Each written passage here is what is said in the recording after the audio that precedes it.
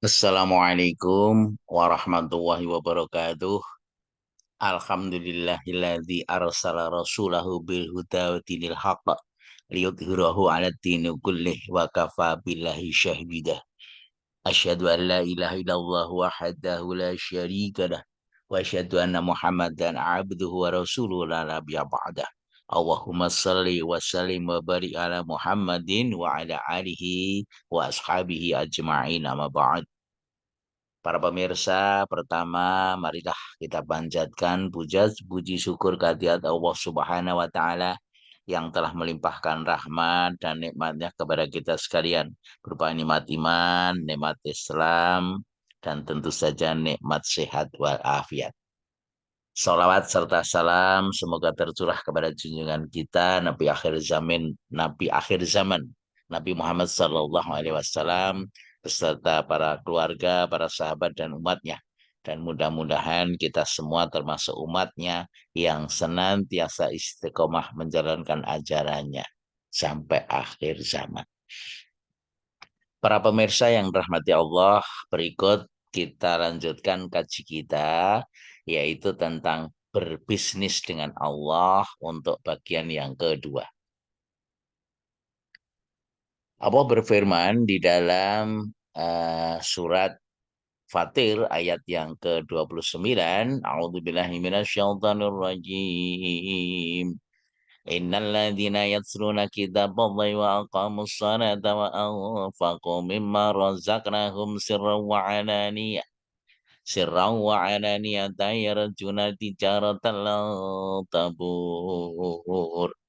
Sesungguhnya orang-orang yang selalu membaca kitab Allah dan mendirikan sholat dan menafkahkan sebagian dari rizki yang kami anugerahkan kepada mereka dengan diam-diam dan terang-terangan, mereka itu mengharapkan perniagaan yang tidak akan merugi. Ayat ini menjelaskan bahwa perniagaan yang tidak merugi ada tiga hal. Yang pertama adalah selalu membaca kitab Allah. Yatsluna kitab Allah. Kemudian yang kedua, wa aqamus sholat, yaitu mendirikan sholat. Dan yang ketiga adalah wa anfaqu mimma razaqnahum sirra wa alaniyah. Menafkahkan sebagian rizki yang telah Allah anugerahkan, baik secara sembunyi-sembunyi maupun terang-terangan.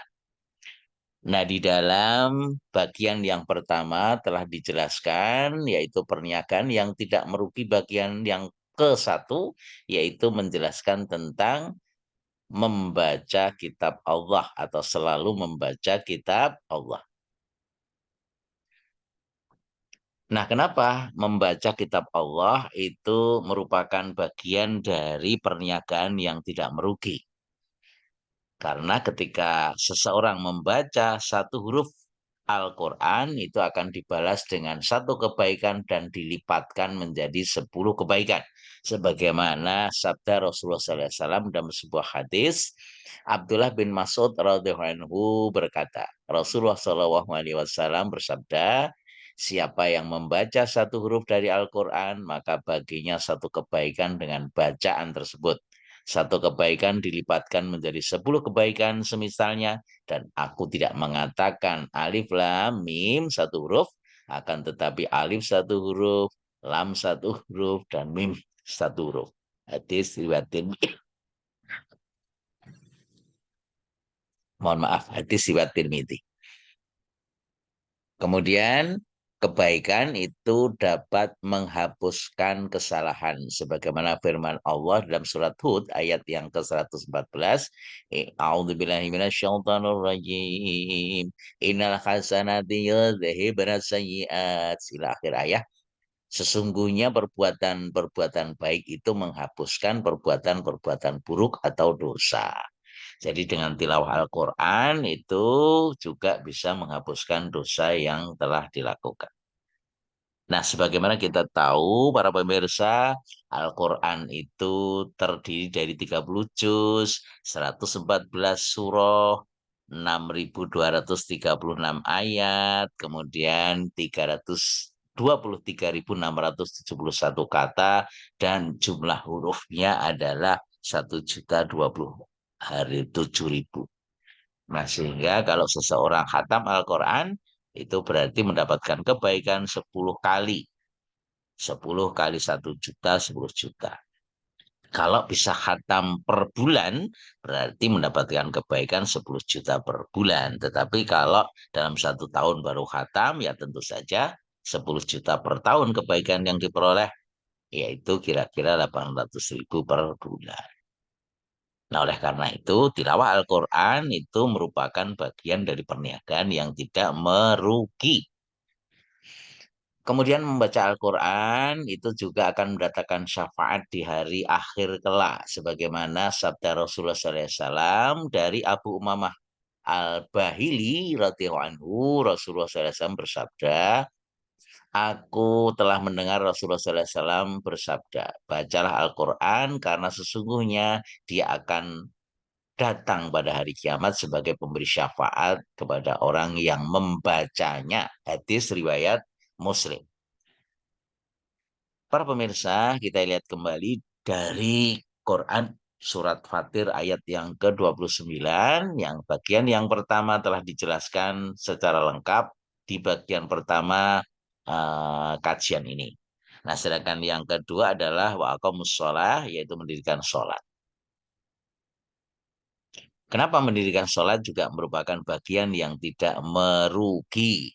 Dari Jabir bin Abdullah radhiyallahu anhu, Rasulullah SAW bersabda, pembatas antara seorang muslim dan kesyirikan serta kekafiran adalah meninggalkan sholat. Hadis riwayat Muslim nomor 257. Kemudian Nabi SAW juga bersabda, Inna awwala ma yuhasabun nasu bihi yaumal qiyamati min a'malihim as-sholah. Sesungguhnya yang pertama kali akan dihisab dari amal perbuatan manusia pada hari kiamat adalah sholatnya. Jika sholatnya baik, maka amalan yang lain juga akan baik. Demikian juga sebaliknya, jika amalan sholatnya buruk, maka amalan yang lain juga demikian. Sahih hadis riwayat Abu Daud nomor 964, At-Tirmidzi nomor 413, dan Sahih Al-Jami 2571 dari Al-Albani. Nah, kemudian kenapa sholat itu merupakan bagian dari perniagaan yang tidak merugi? Karena sholat adalah lambang ketundukan kepada Sang Khalik. Allah menciptakan alam semesta, semua bertasbih, semua bertawaf kepada pusat masing-masing. Sebagaimana Allah gambarkan dalam surat Al-Isra ayat yang ke-44, A'udzubillahi minasyaitonirrajim. Tusabbihu lahus samawati sab'u wal ardu wa ma fihin wa in min syai'in illa yusabbihu bihamdihi walakin la tafqahuna tasbihahum innahu kana haliman ghafura. Langit yang 7, bumi dan semua yang ada di dalamnya bertasbih kepada Allah. Dan tak ada sesuatu pun melainkan bertasbih dengan memujinya. Tetapi kamu sekalian tidak mengerti tasbih mereka. Sesungguhnya dia adalah maha penyantun lagi maha pengampun. Nah, kalau kita cermati jemaah sekalian dan para pemirsa, ini adalah gambaran dari susunan tata surya kita. Ini matahari sebagai pusatnya, kemudian ada planet-planet, mulai dari Merkurius, Bumi, Venus, Mars, Jupiter, dan seterusnya. Semuanya berputar mengelilingi matahari sebagai pusatnya. Jadi mengelilingi itu karena tunduk kepada hukum-hukum alam atau hukum-hukum ciptaan Allah atau sunatullah. Nah, kemudian yang lebih besar lagi dari bagian tawaf ini, yaitu kalau kita melihat dari galaksi di mana kita tinggal, yaitu galaksi Bima Sakti, yang isinya adalah 100 miliar matahari, satu di antaranya adalah matahari kita. Nah, ini juga berputar, bertawaf terhadap pusatnya, yaitu black hole di dalam satu galaksi. Nah, demikian juga kumpulan dari galaksi-galaksi ini itu akan berputar mengelilingi pusat kumpulan galaksi yang namanya klaster. pusatnya dinamakan super black hole. Nah, jadi semuanya bertawaf, mulai dari bulan, bumi, matahari, kemudian galaksi dan klaster, semuanya bertawaf mengelilingi pusat masing-masing. Demikian juga kita manusia sebagai ciptaan Allah itu juga harus bertawaf. Apa tawaf kita? Salah satunya adalah gambaran ketika kita sholat. Ketika kita berdiri, kemudian kita ruko, itu berputar, bertawaf 90 derajat. Kemudian iktidal dan sujud, itu sama dengan berputar atau bertawaf 180 derajat. Kemudian duduk di antara dua sujud, sujud lagi yang kedua, itu sama dengan 135 derajat. Maaf, tadi bukan 180 ya, 135. Kemudian berdiri lagi. Nah, inilah gerakan satu rakaat sholat, mulai dari takbir sampai berdiri lagi. Jadi satu rakaat sholat itu kalau jumlah rotasi perputaran yang dilakukan itu sama dengan 90 plus 135 plus 135 atau 360 derajat itu sama dengan satu kali berputar. Nah, sholat menggambarkan sama dengan tawaf, identik dengan berputar, itu dapat digambarkan ketika Rasulullah SAW memberikan eh, contoh kepada kita, yaitu ketika terjadi gerhana matahari atau gerhana bulan. Ini adalah gambaran gerhana eh, bulan. Nah, ini kalau gerhana matahari. Nah, jadi sholat yang kita lakukan adalah sholat khusuf atau khusuf, ya, gerhana matahari dan bulan. Itu yang dilakukan adalah sholatnya dua kali rukuk di dalam satu rakaat. Nah, sehingga kelebihan rukuknya di dalam dua rakaat itu adalah dua kali 90 180 derajat. Karena menggambarkan pada saat itu matahari, bulan, dan bumi segaris membentuk sudut 180 derajat. Oleh karena itu, ketika sholat gerhana itu menggambarkan alam semesta ketika itu matahari, bulan, bumi segaris yang membentuk sudut 180 derajat. Inilah bukti gambaran bahwa sholat itu sama dengan tawaf atau identik dengan tawaf. Nah, ketika seseorang meninggal, maka kita wajib mensolatkan. Bagaimana sholat jenazah yang kita lakukan? Maka sholat jenazah itu hanya takbir, berdiri 4 kali takbir, tidak ada rukuk, tidak ada sujud, karena digambarkan bahwa orang yang sudah meninggal tidak berputar lagi, tidak bertawaf lagi alias mati. Oleh karena itu, kalau mengaku muslim tapi nggak mau sholat, itu sama dengan bulan nggak mau muter, buminya berhenti, matahari tidak berotasi lagi, dan seterusnya.